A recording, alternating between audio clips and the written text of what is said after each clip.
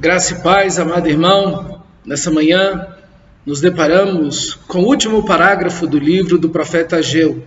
Chegamos ao final de mais um livro nesse devocional, agora diante desse profeta tão espetacular que de forma tão brava luta em favor do reino de Deus, logo saindo da Babilônia, ele que viu o cativeiro, ele que experimentou o cativeiro e agora experimenta um outro momento em sua vida que é adentrar a terra, voltar a Israel, numa situação lamentável de total destruição, fome, miséria, violência, né? Então nós vemos uma situação muito difícil desse profeta e também para todo o povo de Israel.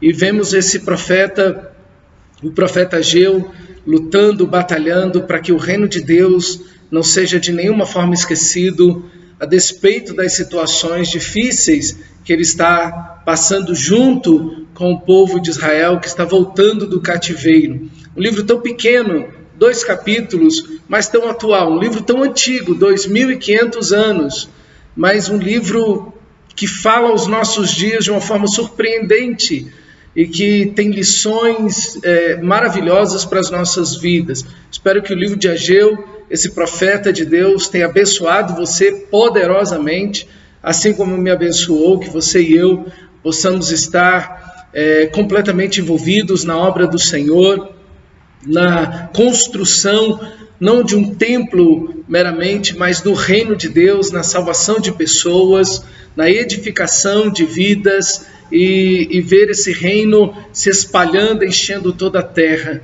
Que Deus possa abençoar a sua vida, meu irmão, e encher você do Espírito Santo. Então abra sua Bíblia agora no livro do profeta Ageu, capítulo 2, versículo 20, e nós vamos meditar nesse último parágrafo, nesses últimos versículos deste livro do profeta Ageu.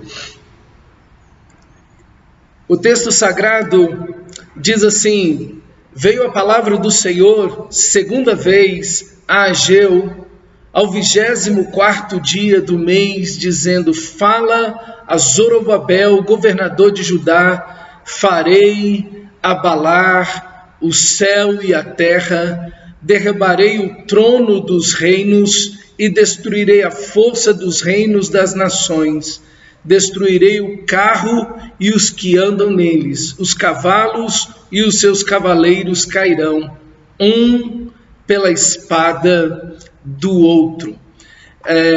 Essa primeira parte dessa profecia é dirigida a Zorobabel. Ele está lá em Mateus, no capítulo 1, dentro da genealogia de Jesus. Ele é um dos descendentes do nosso Senhor. E o que vemos aqui é que Deus, por meio do profeta Ageu, está dizendo que vai atuar agora abalando os céus e a terra, como ele já havia dito anteriormente, e como foi inclusive a citação feita pelo autor do livro de Hebreus, no capítulo 12, quando diz que Deus vai abalar os céus e a terra, falando da segunda vinda de Jesus e que nós, o povo de Deus, recebemos um reino inabalável. Os reinos do mundo, eles se abalam, eles vivem conflitos, em guerras, em contendas, em batalhas. Eles estão estruturados e alicerçados sobre o orgulho humano.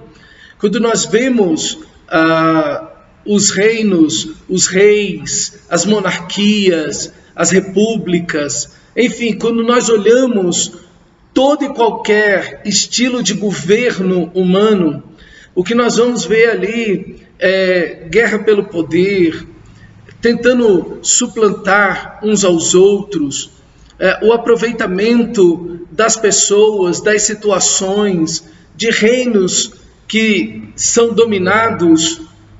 Enfim, é sempre algo voltado para essa destruição.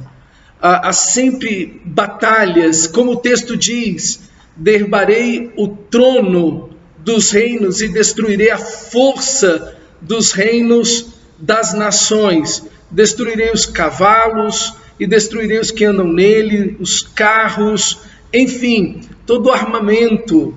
Veja, toda a estrutura de governo humano, ela está sempre envolvida com a opressão, ela sempre está envolvida com a destruição de outros povos ou do seu próprio povo.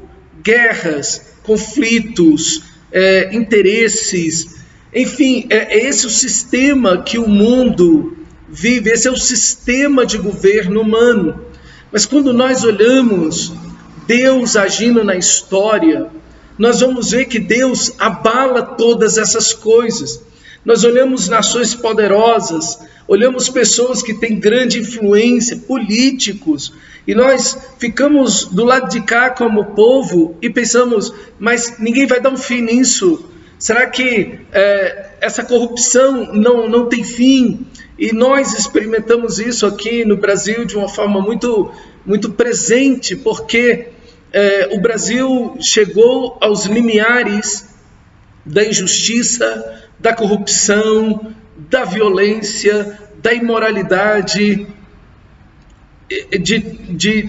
da fragmentação, da destruição do tecido social, político no Brasil. Isso já vem como um declínio já de mais de 12 anos que vem declinando, e esse declínio vai chegando aos seus ápices infelizes, e nós do lado de cá olhamos e vemos pessoas que precisam de um médico, que precisam de uma boa escola, enfim, e não conseguem isso por causa de toda essa estrutura política e obviamente econômica, porque as duas coisas estão plenamente entrelaçadas, elas são inseparáveis.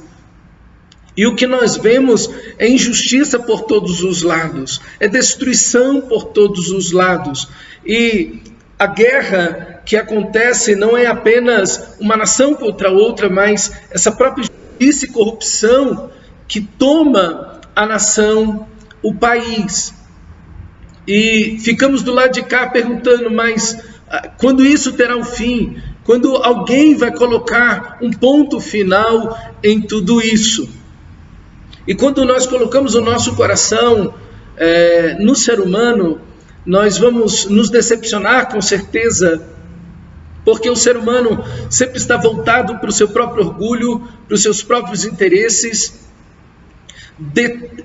tentando de alguma maneira obter ganância, obter lucro da sua posição, seja um rei, seja um político de menor escalão, como um vereador, um prefeito, sejam políticos de alto escalão, o judiciário, enfim, os reinos do mundo sempre estão envolvidos com algum tipo de corrupção, ganância, orgulho, guerras, tentando tirar vantagens. Mas aqui nós temos Deus agindo na história. Não é o homem que tem as rédeas da história, mas é o próprio Deus. Nós olhamos todas essas coisas e às vezes perdemos a esperança, mas o livro do profeta Ageu está dizendo para você, meu amado irmão, não perca a esperança. Deus está no controle de tudo. Esse momento que o profeta Ageu está vivendo é um momento muito complexo. Reis que se levantam, nações que caem, há batalhas gigantescas, épicas para a sua época, reinos que estão em enfrentamento direto uns com os outros, em conquistas e batalhas horríveis, onde milhares de pessoas estão morrendo, e a instabilidade política, econômica, social, traz medo sobre todas as pessoas, e Deus está dizendo para Zorobabel, Deus está dizendo para Ageu, Deus está dizendo para o seu povo, não tenha medo, eu estou com as rédeas das nações e da história da humanidade, eu abalo os céus e a terra. O ser humano pode até fazer algum tipo de abalo entre as nações por conflitos e guerras e destruições, mas eu é que tenho as rédeas da história e de todas as nações, e eu vou abalar os céus e a terra. Isso é, Deus tem um novo céu e uma nova terra onde habita a justiça. Tudo aquilo que é abalável é temporário, tudo aquilo que é abalável passará, mudará. E como o autor de Hebreus diz, no capítulo 1, Deus, ele vai dobrar esse universo como um manto velho, porque ele tem novos céus e nova terra onde habitam a justiça. Então ser cristão é uma bênção, porque você tem uma esperança. Nós lutamos aqui, nos envolvemos, porque somos cidadãos, então nos envolvemos na economia, nos envolvemos na política e votamos, enfim, mas o nosso coração está em confiança no próprio Deus, o nosso coração está em confiança na cruz de Cristo nosso Senhor. A nossa confiança está que Deus, ele vai intervir, assim como Ageu não conseguia ver nenhuma solução ali naquele momento, e 500 anos depois, o nosso Senhor da glória veio, e como um anel de selar, o próprio Senhor Jesus foi a marca do próprio Deus na história da humanidade, e mudou todas as coisas. Assim também o próprio Senhor Jesus voltará em uma segunda vez, e ele voltará para reinar sobre todas as nações. O texto sagrado continua, versículo 23, dizendo: naquele dia, diz o Senhor dos exércitos, tomar-te-ei, ó Zorobabel, filho de Salatiel, servo meu, diz o Senhor, e te farei como um anel de selar, porque te escolhi, diz o Senhor dos exércitos. Quando nós olhamos a história de Zorobabel, nós não vemos nada disso se cumprir. Obviamente, é uma profecia, há uma aspiração, há um anelo pelo Messias.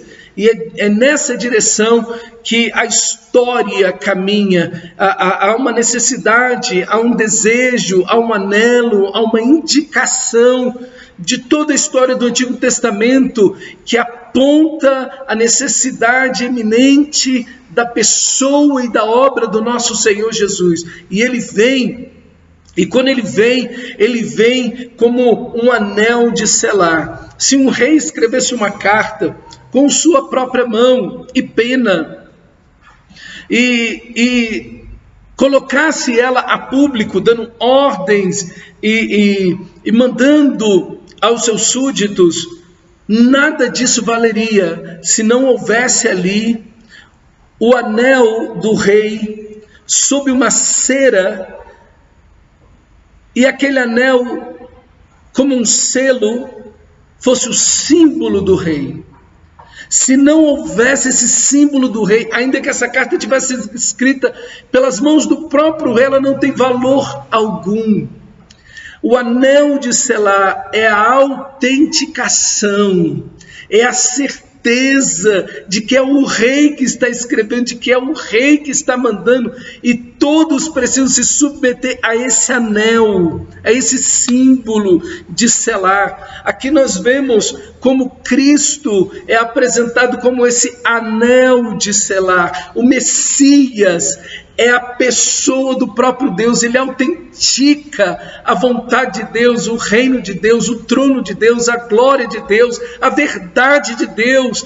Ele é o verbo de Deus, o nosso Senhor Jesus. Ele, meu amado irmão, esse anel de selar, ele é aquele que vai mudar todas as coisas. Dele é o trono e o poder. Ele tem toda a autoridade nos céus e na terra, e ele fará abalar na sua segunda vinda os céus e a terra e todas as nações, porque todo joelho se dobrará, toda língua confessará: Jesus Cristo é Senhor, para a glória de Deus Pai. Que diante de todas as circunstâncias da vida, de tudo que você está vivendo, que você olhe para o Rei e o seu reino. Esse livro chama o povo de Israel a buscar em primeiro lugar o reino de Deus e a sua justiça, a colocar valor e importância naquilo que é eterno e aquilo que é o reino de Deus, a construção desse templo que simboliza a aliança de Deus, a presença de Deus, a comunhão com esse Deus, a promessa da vinda do Messias e a missão da nação de Israel, que era ser uma bênção para todas as nações, proclamando o conhecimento da glória do Senhor, enchendo esse mundo com a glória do Senhor, como as águas cobrem o mar. Esses eram os 5 sinais que o templo representava, e é isso também que a igreja deve viver. A igreja deve viver a aliança da graça. A igreja deve viver, meu irmão, essa presença de Deus, pela pessoa, pela obra do Espírito Santo, essa comunhão extraordinária com Deus por meio da oração, a adoração, o culto, a sua palavra. Mas é a igreja que espera o Messias voltar. É a igreja que está esperando o nosso Senhor Jesus voltar nas nuvens dos céus e buscar a sua igreja. Mas é uma igreja que tem uma missão: pregar o evangelho a toda criatura, fazendo discípulos de todas as nações. Que você e eu, irmão, possamos, como Ageu, viver o reino de Deus, proclamar o reino de Deus, viver os valores desse reino, porque aquele que é o rei, o dono de tudo, voltará. Dele é tudo o que existe.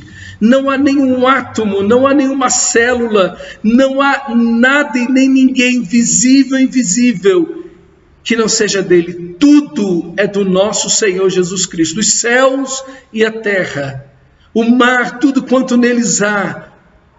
A Nova Jerusalém é dele, o inferno é dele, os anjos são dele, os demônios são deles, os homens, a natureza, todas as galáxias, tudo pertence ao nosso Senhor. Que você o ame, que você o sirva e que você de forma fiel o espere voltar, trabalhando, servindo, glorificando o nosso Deus, pregando o evangelho a toda criatura.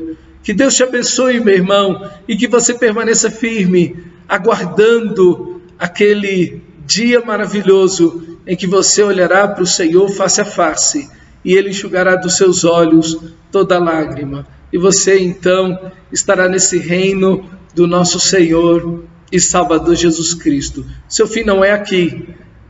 Nós não somos desse mundo. O nosso reino, a nossa pátria não é aqui. Nós aguardamos o nosso Senhor voltar.